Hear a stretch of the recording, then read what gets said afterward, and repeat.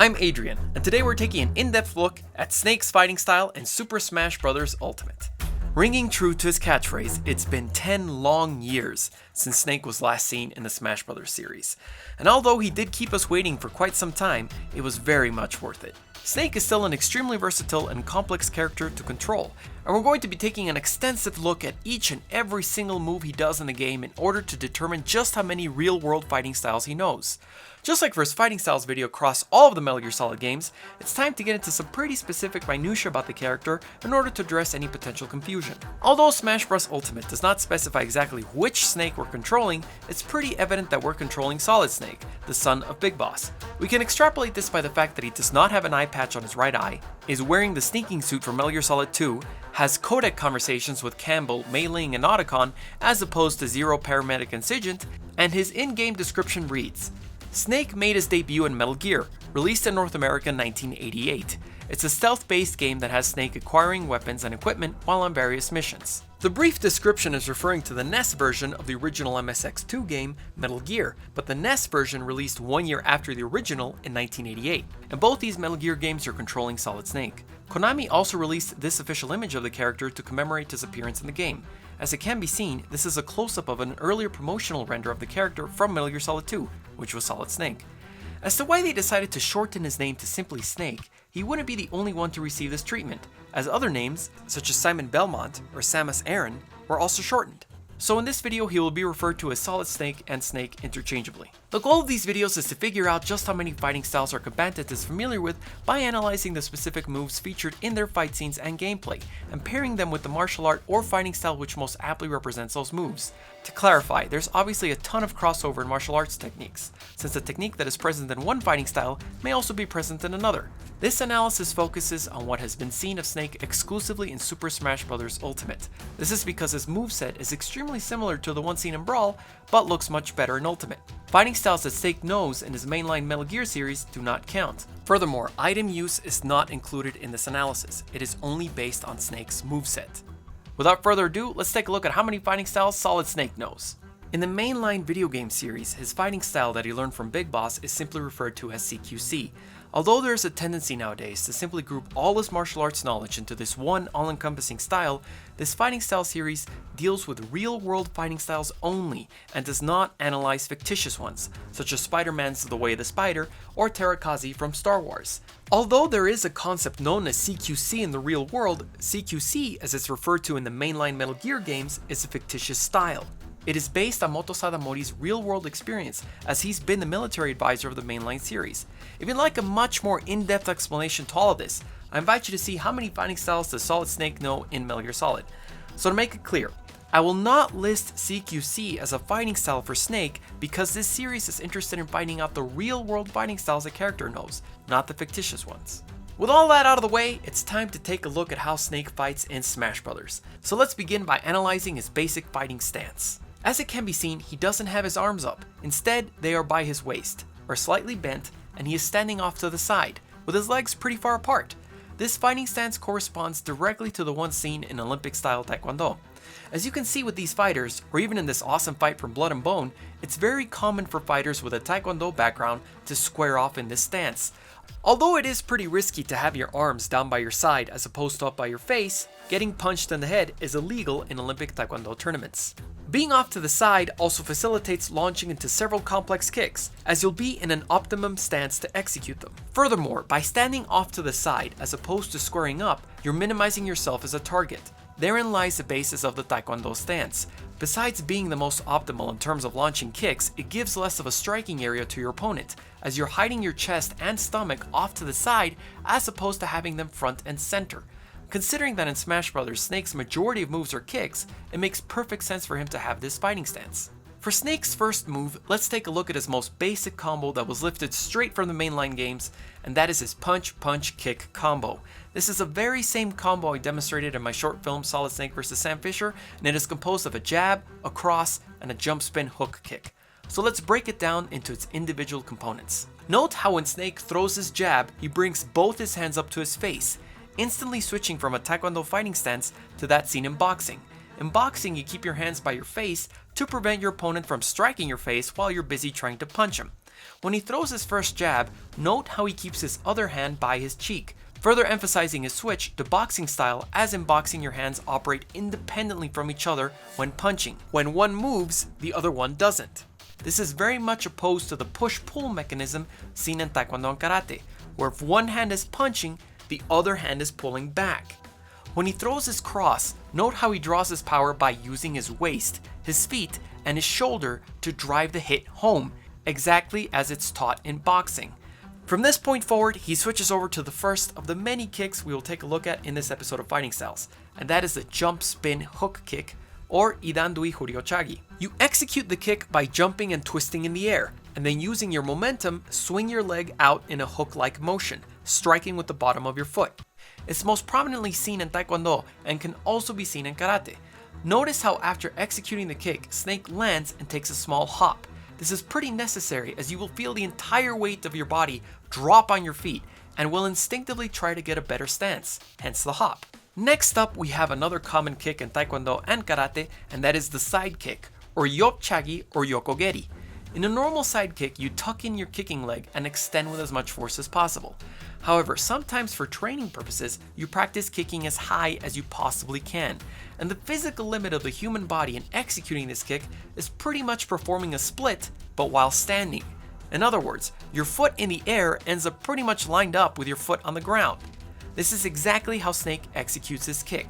He tucks in his leg, then extends with as much upward force as possible, stretching it to the very limit of his body. And if you think this is ridiculously unrealistic, there are several martial artists who execute these sort of kicks on a daily basis, reaching the stratospheric heights that Snake can. And to finish off the kick, he appropriately tucks in his leg before putting it on the ground. This is a crucial part of executing a kick. You can't just extend your leg and put it back on the ground. That would be like throwing a punch and letting your hand just fall to your waist. You need to retract your leg back into its chamber before placing it on the ground, just like Snake does. His next move is a knee strike. This is a tricky move to categorize. In Taekwondo, it's known as a forward knee strike, and it's seen in self-defense drills, as well as in Taikyuk Chiljang, the 7th of the 8 Taikyuk forms used by Kuki-Kon and World Taekwondo.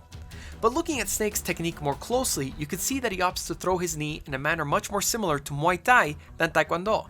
In Muay Thai, you lift your non-kicking foot slightly off the ground to give it more power, and you also take care to point the toes of your kicking knee downward.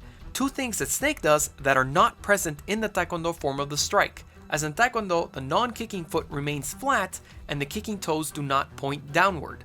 As such, Snake will be receiving Muay Thai as a fighting style. He follows this up with a hammer fist supported by the other hand. And although this technique really isn't seen outside of movie fights, it does retain the principles of a basic hammer fist seen in Taekwondo and Karate. Remember that when executing the hammer fist, you don't have to necessarily bring it up and strike down. There are several interesting variations to this technique. But in Snake's case, he brings his fist upward and then uses his other hand to help bring said fist forward, striking with the lower part of his hand. However, it must be said that this technique also looks extremely similar to pro wrestling's double axe handle, in which you bring your interlocked hands down in a striking motion. But therein lies the difference. Although the motion of the strike is very similar, Snake isn't interlocking his fingers. He's executing a hammer fist with support from the other hand, similar to how you can execute an elbow strike with support from the other hand. So he's effectively combining pro wrestling with Taekwondo and Karate. What you're seeing here kind of looks like a forward sweep kick, and although it is seen in martial arts such as Wushu Kung Fu and even in Taekwondo, looking at it more closely you can see it's not exactly a formal forward sweep kick. So let's take a look at a formal forward sweep kick and then zero in on how Snake changes it up. To execute the technique, the most important part is to spin on the ball of your foot and to basically treat your leg like a giant bat, swinging its way through the target and continuing to move forward in order to pull the full 360 and not let your legs stop at the 180 mark. In Snake's case, as you can readily tell, he's not swinging through on the ball of his foot. His non-kicking knee is what's spinning him. So what he's actually doing is executing a front kick on the floor and letting the momentum carry him over until he's right back to where he started. You can tell it's a front kick by how he bends his knee and brings his foot backward, before releasing it with a pivoting motion in order to spin himself around.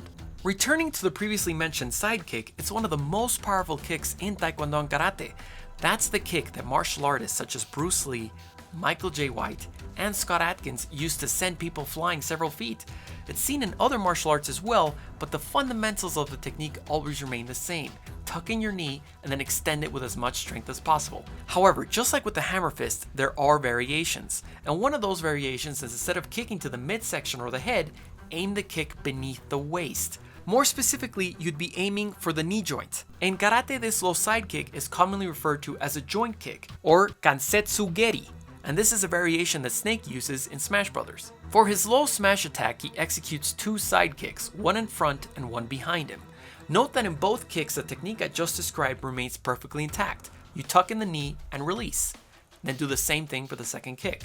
While in the air, Snake also employs a wide variety of kicks to attack his opponents. His forward air attack is an axe kick, or Naryo-chagi in Taekwondo. The axe kick is executed by raising your leg as high as you can and then bringing it down with as much strength as possible.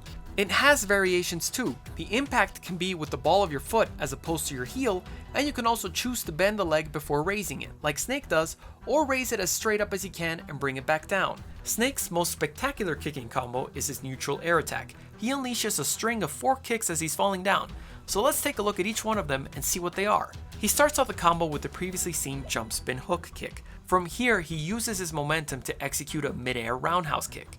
The roundhouse kick, or Doryo-chagi, is the bread and butter of Taekwondo and is also seen in karate, where it's known as a mawashi-geri.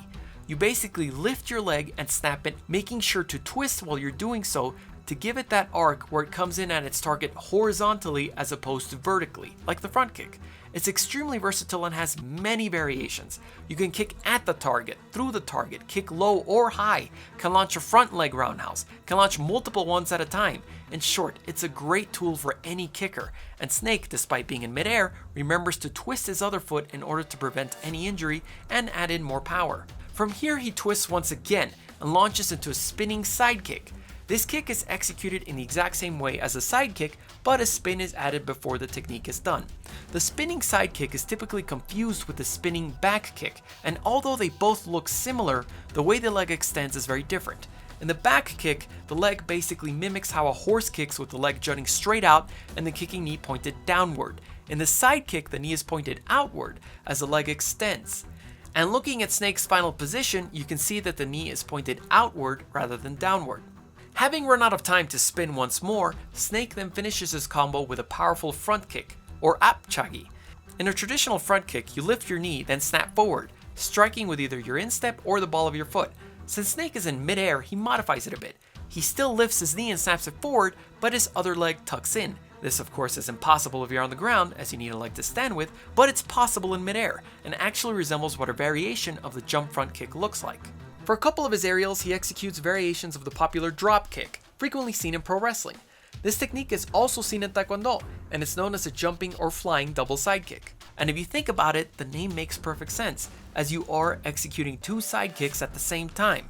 Take a look at Solid Snake. When he kicks to the left side of the screen, he tucks in his knees, then extends his legs, just like he tucked in his knee and extended the leg for the low side kick. When he kicks to the right, he does the exact same move. And when he kicks upward, he adds a mid-air flip in order to get into position to throw the upward double side kick, or drop kick. So all aerials here land within Taekwondo and pro wrestling. Snake's down air changes into a kick that we've all seen before on this show. A kick that simply has no equal and knows no boundaries. A kick that can stop a fight before it even begins. A kick that, alright, you're probably already saying it in your head and tired of hearing so much hyperbole. So the kick he executes here is, say it with me, the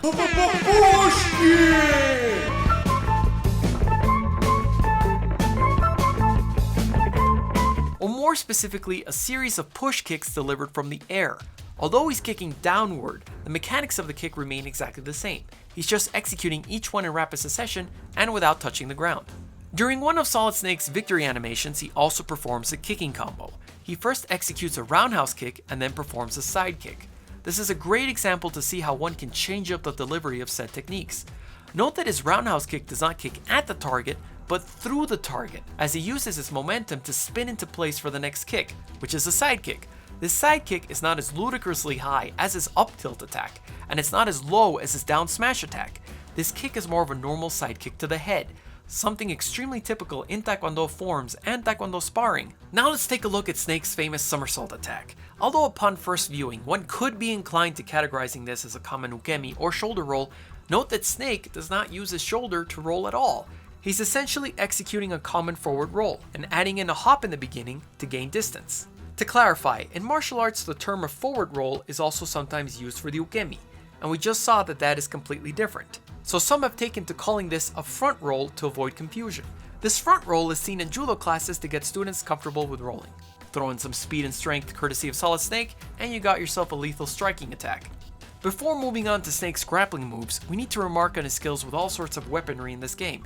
He's adept at throwing multiple hand grenades, piloting the famous Nikita, a remote-controlled missile launcher, carefully placing C4 in order to detonate it at a safe distance later, taking out a mortar to strike at his enemies above, and even blasting the floor right in front of him with a rocket-propelled grenade, or RPG for short. Lastly, he uses a cipher to be able to safely return to the stage when he's launched off. With all this technical expertise and a wide variety of weapons and tools, and how effectively he uses them in the battlefield in his fighting style, it's safe to say that he still remains a tactical weapons expert, a term I used in his fighting styles video from the mainline series. And now we move from analyzing his striking skills to analyzing his grappling skills. It seems fitting to begin with his standard grab attack, and that is when he performs the famous rear naked choke, which he's been doing for quite some time in his mainline series. However, in this instance, it's actually an extremely loose hold, as his hand is not wrapping around his opponent's head, instead it's just close by.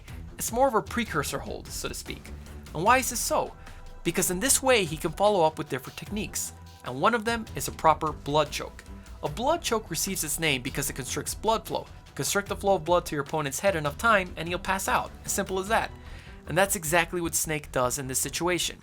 Although from this view it looks like he simply drops his opponent to the floor, on the opposite side we can see that he quickly shifts his arm and places it right underneath his opponent's arm. This is a reference to the very same choke used in Metal Gear Solid 5, and that is a kata hajime, as it's known in judo, or single wing strangle. The goal of this hold is to exert pressure on the carotid arteries, but there's also some pressure being applied to the trachea, which does make it a dangerous technique to practice. If Snake opts to throw his opponent to the opposite side that he's facing, he then turns to the harai suri komiyashi, as it's known in judo.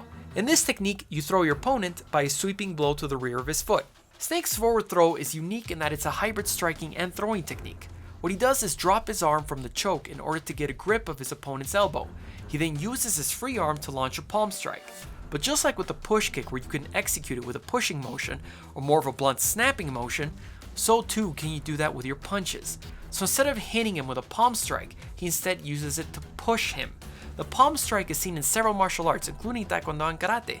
Snake's up throw fits well into pro wrestling, as it's a pretty cool belly-to-back suplex, an extremely popular and well-known technique. In judo, it's known as an uronage, and it looks just like a suplex when you're countering someone trying to throw you. In Snake's case, since he already has the opponent by the neck as opposed to the waist, he uses that as his grip before he launches into the technique, and then opts to change his technique halfway through the execution, so he turns his body and shifts his arms so he can land with one arm around his opponent's neck. In judo, this is known as a kesa gatame, or scarf hold. So in conclusion, how many fighting styles does Snake know in Super Smash Bros. Ultimate? They are Taekwondo, Boxing, Karate, Tactical Weapons Expert, Muay Thai, Pro Wrestling, and Judo, for a grand total of 7 fighting styles. I'd like to thank each one of my Patreon members as their contribution helped in the making of this video. If you'd like to contribute and appear in the credits in the future, my Patreon page is Godzillarex, and it's in the description below. What did you think of Snake in Smash Bros. Ultimate? What other characters should I analyze next? Let me know in the comments below, subscribe for more awesome videos, and see you next time.